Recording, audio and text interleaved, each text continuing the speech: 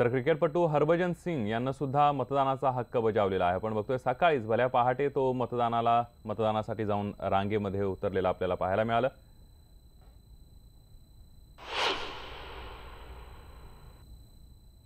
आपण बघतोय वाराणसीमध्ये 7 वाजल्यापासून मतदानाला सुरुवात झालेली आहे।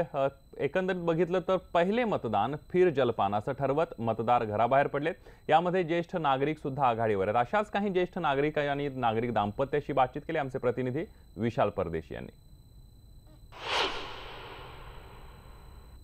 वाराणसीच्या बनारसमधली ही सकाळची वेळ आहे आणि मतदान केंद्रावरती मतदार जे आहेत भरभरून मतदान करण्यासाठी म्हणून बाहेर पड़ता आहेत। एक ज्येष्ठ नागरिक अपने बरोबर उनसे हम बात करेंगे। जी कि कौन से मुद्दे हैं जिन मुद्दों को लेकर आपने वोट किया? केवल विकास, बनारस का विकास और देश का विकास, दोनों ही मुद्दे हैं। विकास के अलावा तीसरे मुद्दे कोई ज़रूरत नहीं। और जितना कुछ कर रहे हैं मोदी, बहुत कुछ कर रहे हैं और बहुत कुछ किया है। विपक्षियों को कुछ दिखता नहीं है। असली में उन्होंने पट्टी बांध रखी है, उन्हें तो केवल ये कि मोदी हटाओ।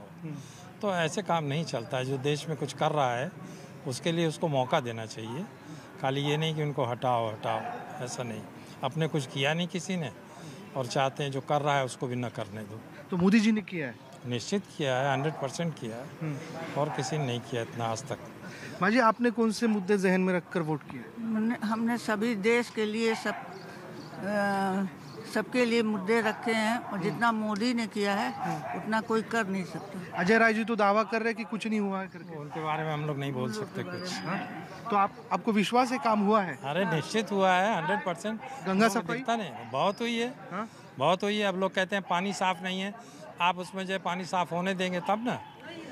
देश का गवर्नमेंट कर रही है, इतना अपना मोदी कर रहे हैं, आपका भी सहयोग चाहिए ना उसमें।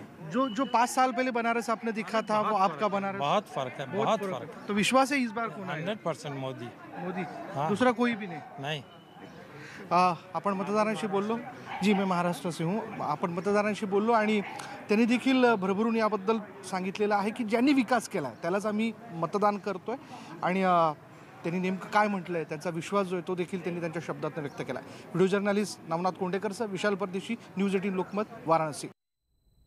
आपण बघितले का ज्येष्ठ नागरिक दाम्पत्यानं कुठल्या आधारावर मतदान केलेलं आहे। वाराणसीमध्ये मतदानामध्ये दिव्यांग मतदार सुद्धा आघाडीवर आहेत। जाणून घेऊयात मतदान करताना त्यांच्या मनामध्ये काय भावना होत्या।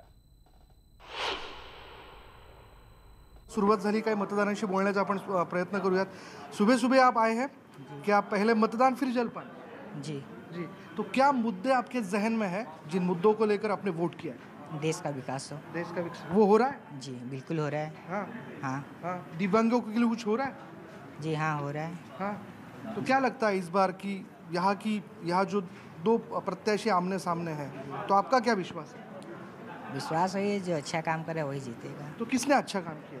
नरेंद्र मोदी। मोदी जी। अजय राय जी तो बोल रहे हैं कि कुछ काम नहीं हुआ है करके। जी वोट ऐसा नहीं लगता। तो आपने वोट कर दिया? कर दिया। दिखा दीजिए आपने वोटिंग किया है तो। बघू शकतो दिव्यांग मतदार आहेत आणि त्यांनी त्यांचा मतदानाचा हक्क जो आहे तो बजावलेला आहे। आपण आणखीन आतमध्ये जाऊयात।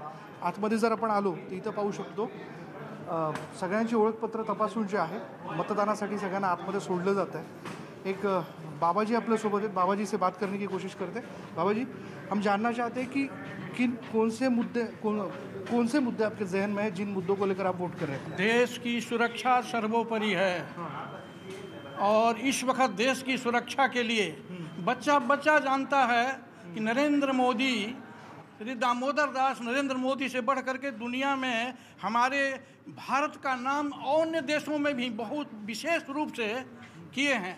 इसलिए हम लोग हृदय से उनको आशीर्वाद भी देने आए हैं और वोट भी देने आए हैं कि फिर वो जीतकर हमारे देश का सुरक्षा और देश का समझिए कि नाम विदेशों में और सब जगह हमारा भारत का नाम समझिए कि ऐसे ही भारत रत्न बनावें, यही सोचकर हम लोग आए हैं और वो जीतेंगे। आज सभी लोग उनको वोट दे रहे हैं, हृदय से दे रहे हैं।